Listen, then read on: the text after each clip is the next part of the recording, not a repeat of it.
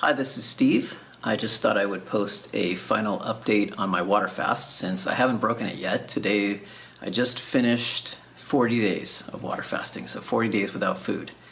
And I would love to eat. So as soon as I get through this video, in fact at the end of this video, I'm going to eat my first meal at the end of the fast. In fact, I have it right here. It's a bowl of some cut up honeydew melon, and I'm really looking forward to eating this. So forgive me if I go a little bit speedy through this video. I'll give kind of just an overall summary of what I experienced on this water fast. I know people have been sending me some emails or posting comments on my YouTube channel asking for updates about it. And yeah, I've been fasting, beyond the 30 days of video series. So did another 10 days just to see if I could do it. But now I'm definitely ready to stop and transition back to eating. Partly that's for logistics reasons because I have a conference coming up in June and I want to have at least 2 weeks to break the fast before then because it includes this 4-course gala vegan dinner, which I really want to go to. I have tickets to it and I'm speaking at the event, so I definitely want to have good energy and not be fasting during the event. Just an update on the past 10 days.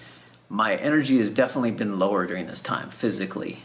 Mentally, I've been mostly okay during those days, and emotionally mostly okay too. But physically, my energy just took kind of a nosedive, and I've been, some days just a couch potato. This past weekend, I was just like lying on the couch, couldn't really work much or anything, just didn't have a lot of energy.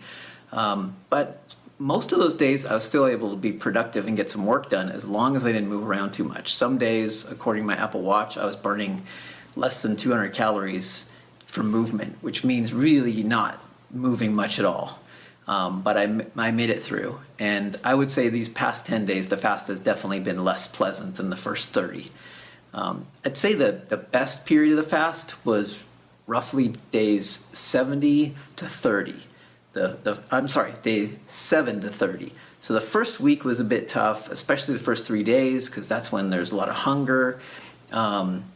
Days 4 to 6 or so were a little bit iffy because I was kind of like feeling a little bit detoxy and just adapting to it.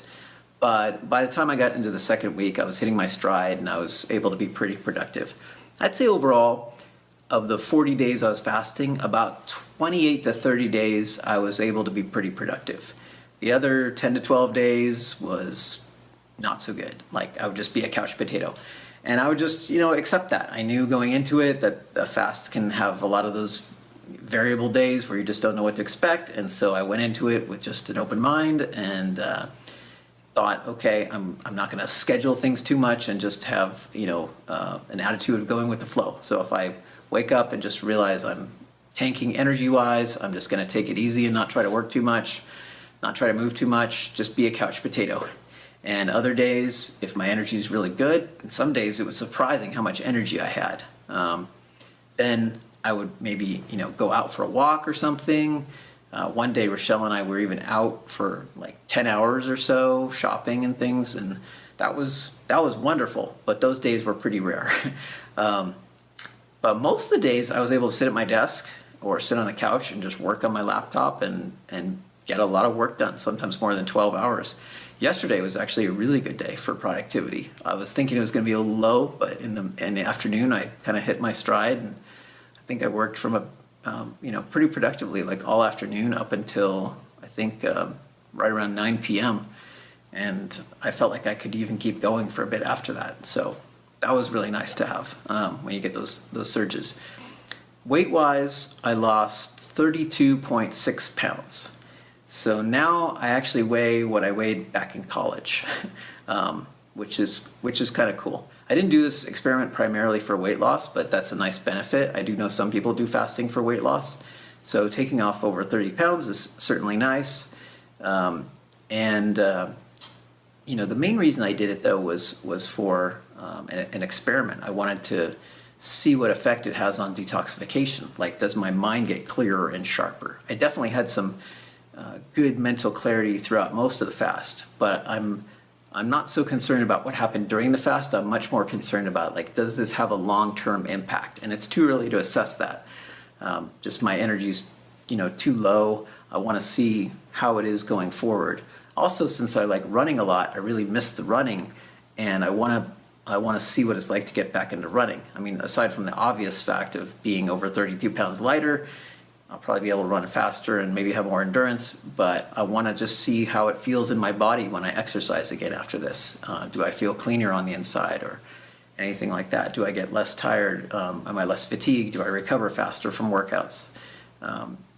Just kind of doing a big assessment on how this fasting may have purified my body and mind and what difference it makes.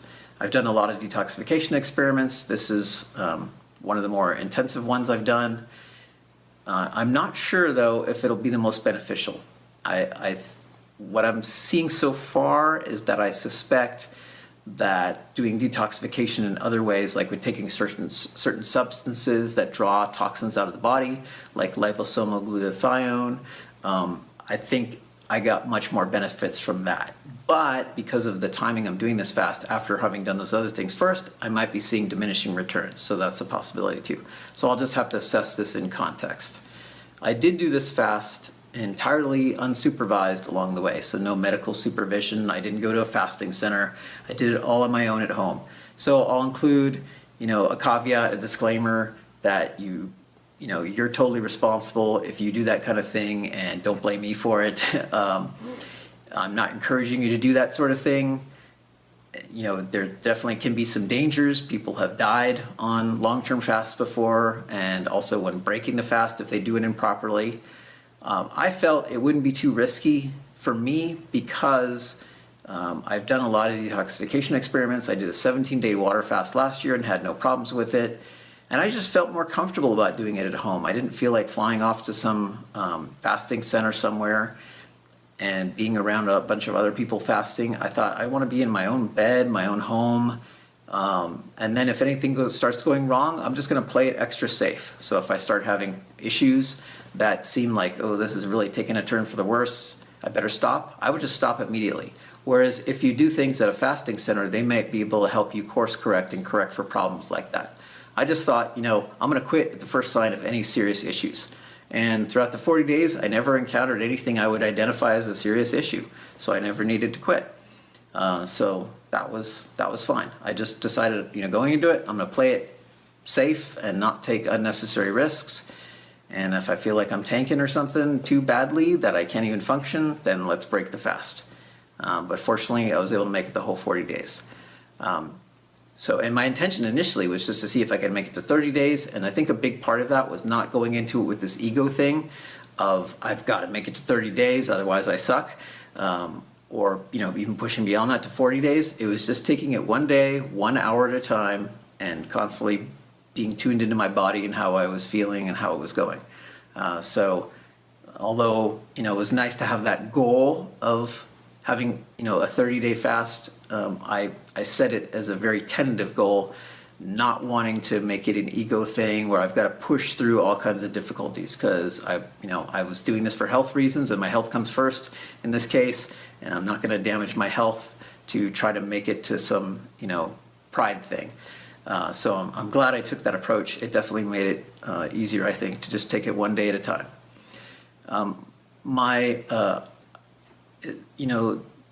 I didn't do any kind of medical testing, like blood testing before this. Someone asked me about that. So I don't have any blood data or anything to share. I did take some measurements simply along the way, so I'll share some of those. I mentioned the weight loss. I have been testing urine pH at different times, and I've noticed that when I've done different detoxification experiments, it often makes my urine more acidic as more acid waste is coming out of the body. However, when I eat raw, 100% raw foods, my urine is almost always alkaline. If I eat cooked foods, even a small amount of cooked food, my urine is almost always acidic, pretty much always acidic. So a pH of 7 is neutral, above that is alkaline, below that is acidic. When I was doing this fast, I saw the most acidic urine I've ever seen before, ever since I've tested, which was a pH averaging around 4.5, sometimes even slightly lower than that. And the pH is a logarithmic scale, so even a 1-point difference makes it's a huge leap. So typically if I'm eating cooked food, I'll see pHs around 6 or so, but to go all the way down to 4.5, that's a really big shift.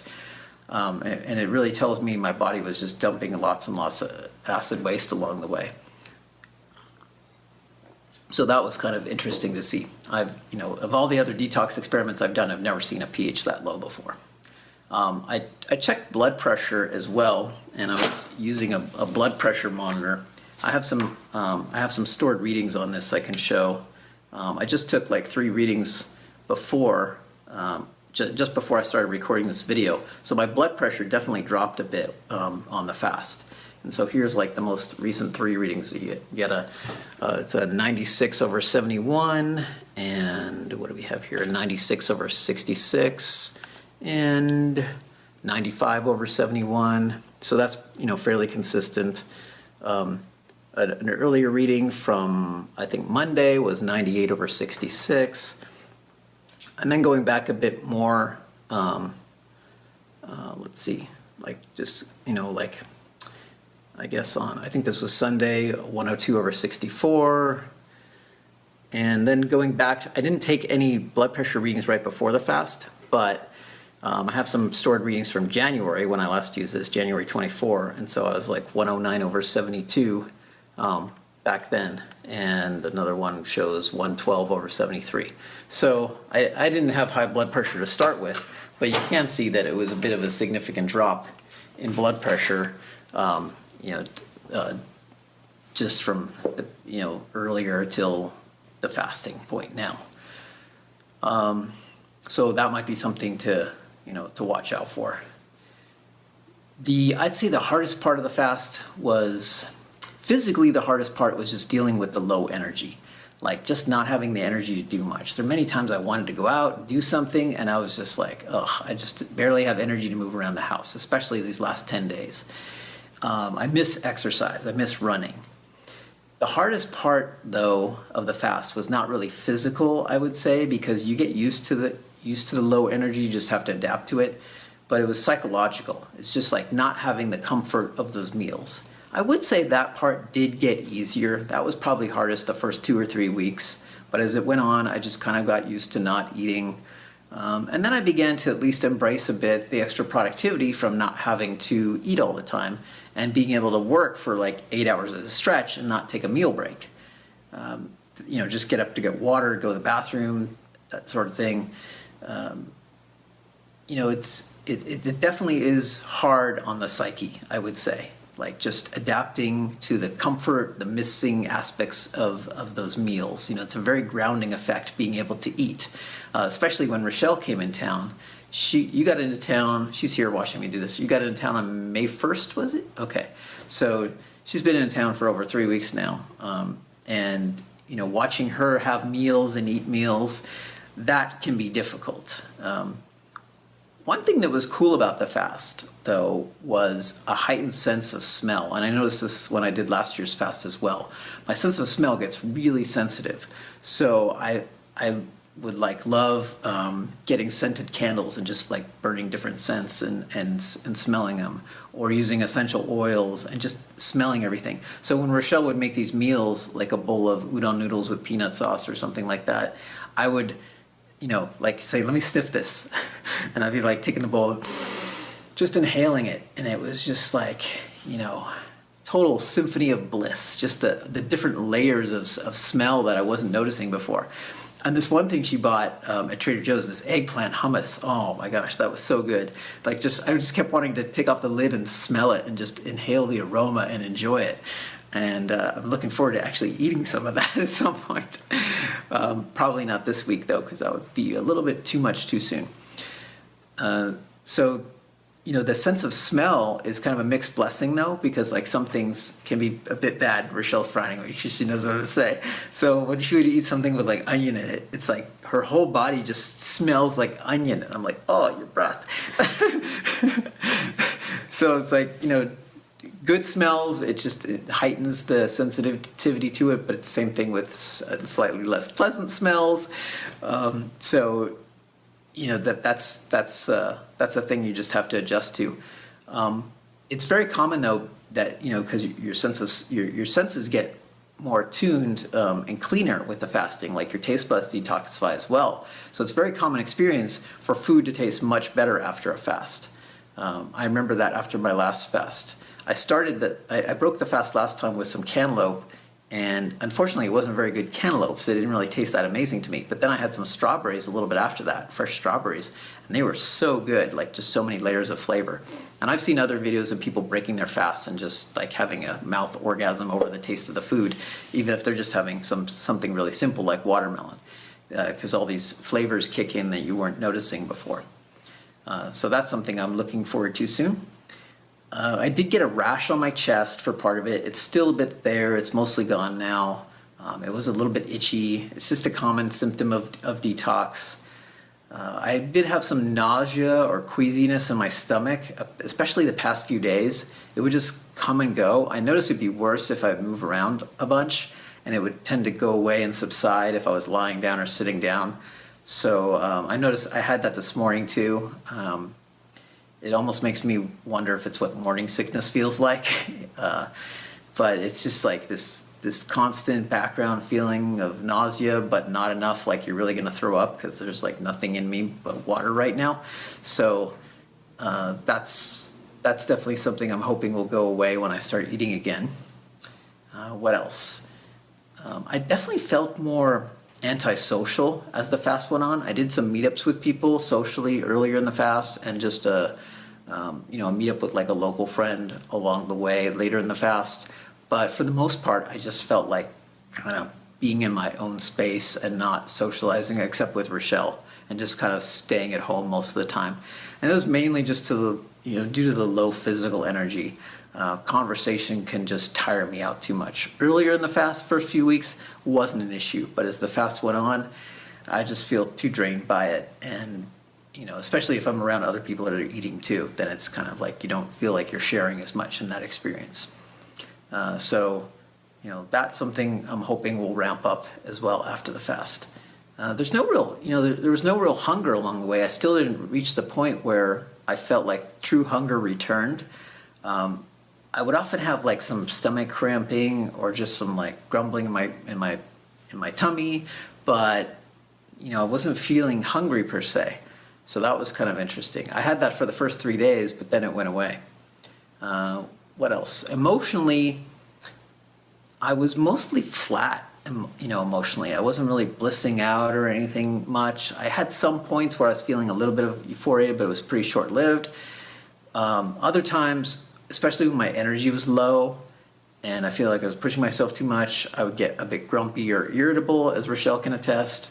But those were usually just for a few hours or so, and then it would pass, and I'd be okay after a while. What else? I think that's about it for the general updates. Oh, one thing is I did have some food cravings now and then, like not hungry per se, but like craving a bunch of odd foods, some of which I haven't had in a while. Especially early in the fast, I remember I was craving Thai food a lot.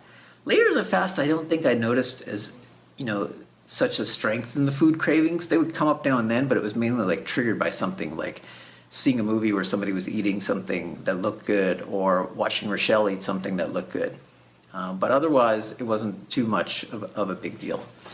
I wanted to share one other set of questions and answers because my friend Lonnie, who lives in Hawaii, emailed me recently with a bunch of questions she wanted to know about the fasting.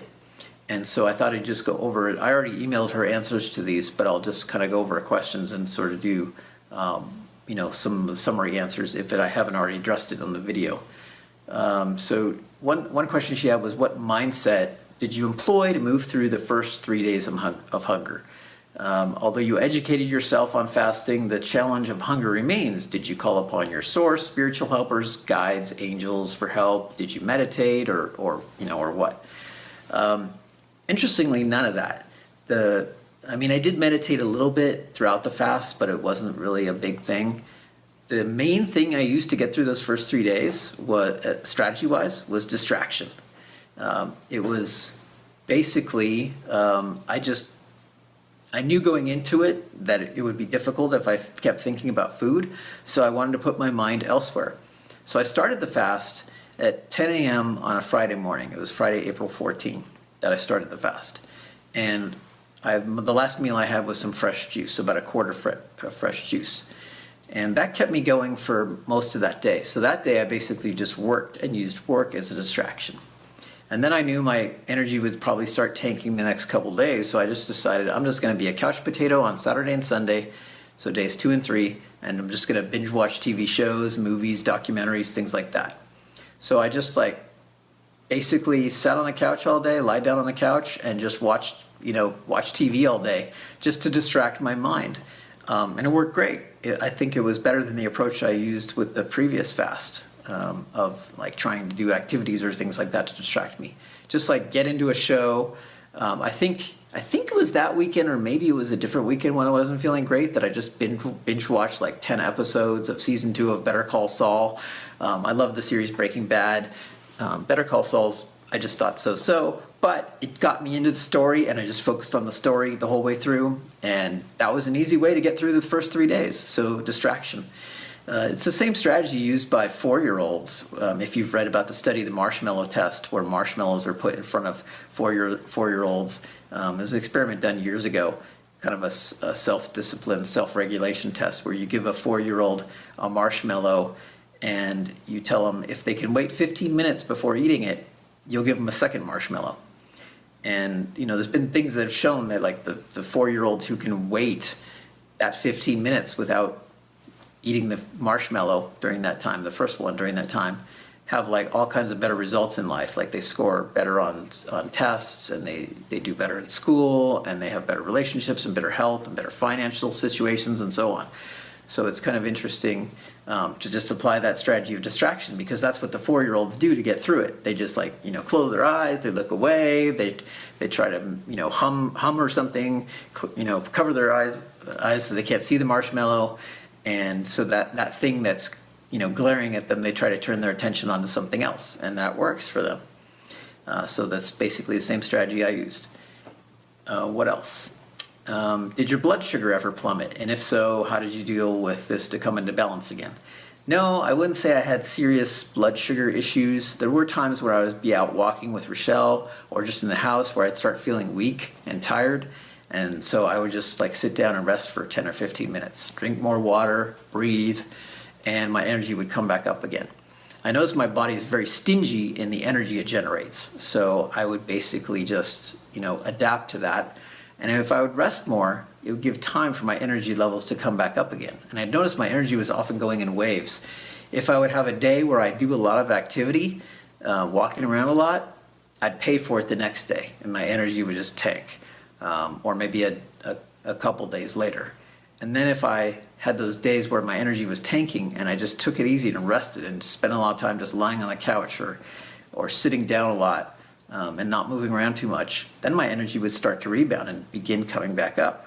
And so that was really nice. Later in the fast, though, it almost didn't matter, because even when I would rest, I'd still feel a bit tired. It was like it would just squash the highs down a bit lower. It would still have, there'd still be that effect of resting being helpful, but it wouldn't raise me up as high again. So just resting and adapting to it really helped a lot. Let's see. At what point did you begin to experience a sustained clarity of mind? I would say after the first week, it was pretty good. The first week, I was definitely having some mental fog, and there were still some mentally foggy days after that. Like Monday, May 22nd, was pretty foggy for me, but otherwise, most of the days were pretty mentally clear. So it was definitely second week and beyond that was really good. At any point, did you experience a sense of panic or anxiety? And if so, how did you move through this? No panic, no anxiety, nothing like that. I missed food along the way, but otherwise, I didn't find it particularly stressful or feeling anxious. I just took it one day at a time, and what helped to deal with the emotional side of it was just to tell myself, this is a temporary experience. It's going to pass. This is not forever. I'm eventually going to be able to eat again. Just take it one day at a time. I've done other 30-day trials that were challenging too. I'll make it through. There is a rainbow at the end of this, pot of gold. I'll get to that point. Let's see. let's see, but basically, did any like divine insights or revelations occur? Nope, nothing like that. I can't say I got struck by divinity or any spiritual experience of this. Wasn't really like that. Do you feel a closer connection of source, or a closer connection to source and the spiritual realm because of the fast? No, quite the opposite actually. The fast was not like an enlightening spiritual experience for me, not remotely. It was a very different direction. It was a very grounding experience in physicality. So it was not about the spiritual dimension for me. It was really about getting more in touch with my body and physical space and physical reality. My thinking became, I would say, very grounded, very practical. I began paying more attention to my house, just like how I felt in my body. It was like, I guess more earth energy than air energy. It was, definitely feeling like coming down into the physical space even deeper. And that was a really cool experience. I didn't know, how it was going to play out, but it wasn't really a uplifting spiritual experience in any way that I can discern. It was very much about grounding. I got more in touch with my senses, like touch and smell and what I was seeing, what I was hearing, especially sense of smell. So that was kind of cool. I definitely feel more connected to physical reality and practical ideas. So that was really cool. I definitely made a lot of good progress on my business during this time. And in fact, I executed a 6-figure launch during the fast itself. So, it was like really just like the practical action steps, moving it forward one step at a time. And without a lot of emotion, like going up and down, and having a very even, stable emotional footing on the fast, I think in some ways that was actually easier to do. It's definitely harder in some other ways because I don't feel like there's as much of a celebration about, any successes without food. Because it's like food can be such a big part of celebrating something. Or just like having the presence of food in my life. So it was like, oh, I did a 6-figure launch, whatever. Like, okay, it's cool, but I probably would have enjoyed it more if I'd been able to eat during this time. So maybe that enjoyment will kick in later. Let's see. At any point, did you reach a sense of euphoria? And if so, do you recall how long this was sustained and your thoughts during this period? Just infrequently, like an hour or two at a time. I definitely get more euphoria and more of this like really happy, blissful feeling when I'm eating 100% raw. Then it can last for days, weeks, months. It becomes kind of a normal feeling, just being happy all the time. But I definitely wasn't feeling like super happy during the fast. I wasn't really feeling much at all. Let's see, are you experiencing a sense of heightened mana, which is Hawaiian for sacred energy? No, but asked Lonnie, is there a Hawaiian term for feeling a heightened sense of groundedness and practical mindedness? Because maybe that's the term I need for what I'm feeling. So if there is such a term, let me know. How has the fasting experience altered, if at all, your way of being in the world now? Do you see the world differently? Yeah, I realized there's a lot of food in the world. It's like food is everywhere. It's on, TV and movies, and it's like everywhere I go out, there's food. So it just seems like there's a ridiculous abundance of food. But overall, as I mentioned before, I definitely feel more in tune with my physical body, with physical reality. Less like, up in the air on a mental level and more on like a practical, grounded level. It's also cool to know that I can survive weeks without food. So if I ever have a crisis where I may not be able to get access to food, no big deal. At least that might be my attitude towards it. Like, okay, I've done 40 days, like almost 6 weeks. I'll be fine. Do you think having a public goal such as the 30-day video challenge assisted in your journey? For instance, the 30-day video challenge might be seen as an accountability factor. No, not in this case. There have been some cases where doing public accountability can definitely help, and it makes me more likely to finish the whole 30 days. But I'm at the point where I've done so many of these 30-day trials, both publicly blogging about them or on my own, that the accountability factor is not something I really need. If anything, it just made this particular trial more difficult to do the videos at the same time. And there were some days where I was just a little bit annoyed to have to do a video, and I would put it off till the end of the day and finally go, grumbling, I got to do this video now. And the past 10 days have definitely been a little easier in that sense without having to do the videos. So I'm kind of glad I committed to just doing 30 days and not doing them for the whole thing. But yeah, that was sort of like just a separate layer on it. I don't think it increased the accountability. I think for some people it might help if they want to do that. But even when I started the video series, I made a point that I'm not doing this as like an ego thing. I don't think it's good to have too much accountability to a fast where you want to keep monitoring your body. So even as I was doing this, I wasn't really using it as an accountability thing. I was just doing a separate layer of an experiment on it at the same time, which I thought would be good to combine with the fast. But it was just added an extra layer of challenge or difficulty, but I don't think it was all that beneficial in terms of accountability. And the last question, has this experience convinced you of the need or value to do another deep dive fast? Not yet, because I haven't had enough time to assess the fast. So that'll probably take some time. I'll have to, maybe a few weeks before I really know what the long-term value of it is. This is definitely the longest fast I've ever done in my life. I may never do this again. This may just be a one-time experiment. Right now, I'm kind of thinking it probably is. I may still do some shorter-term fasting, like 7 to 10 days now and then, maybe a 3-day one here and there, if I feel like I want to just do some extra detoxification lightly. But doing one this long again, I don't know. It definitely can be a bit grueling. So that's kind of a wrap-up of Lonnie's questions, and now I actually get to eat to break the fast. So this is 11.8 ounces of some cut up honeydew melon, which is approximately 120 calories, at least according to Siri. And so I'm going to see what this tastes like. Now, just before I eat this, I'm going to mention that when you break a fast this long, you want to do it very cautiously. I may not even finish this bowl. So I'm going to start with very light foods like fresh melon, fruit. I have some more honeydew. I have watermelon. We have some grapes, pineapple. I'll start especially with the water-rich foods and not go to like bananas or starchy foods. I'll maybe introduce in the first few days some fresh juices. Probably just like simple juices, maybe like just plain apple juice or plain orange juice, and maybe even dilute that with water a bit.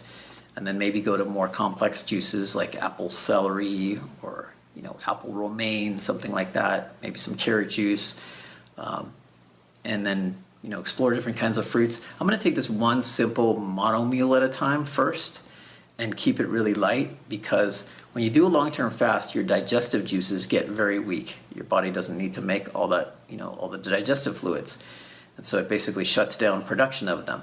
So you want to give your body time to ramp up again. And if you come off your fast too quickly with big meals or complicated meals, that can be, in some cases fatal actually. So you want to be really careful about this. So every meal I'm just going to eat a small amount, see how it digests, and then see what I can do next. And this first week I'll probably just eat entirely 100% raw foods and probably not a lot of fat, if any. And just go for the simple, light, water-rich foods, and especially a lot of mono meals, just to see how I digest. And if something seems like, oh, that's sitting pretty heavy, I might back off from it for a while, back down to simpler foods, and just kind of adapt on a daily basis, and basically a per meal basis. So let's see how this actually tastes.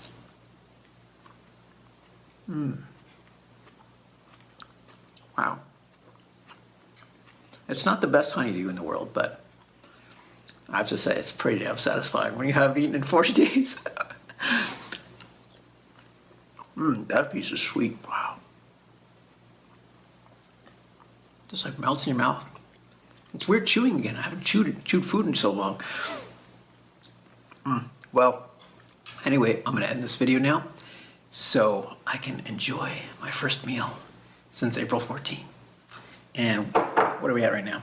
We're at 10:49. So I remember I started the fast officially at 10:03. So so I've gone 40 days and 46 minutes, basically, right?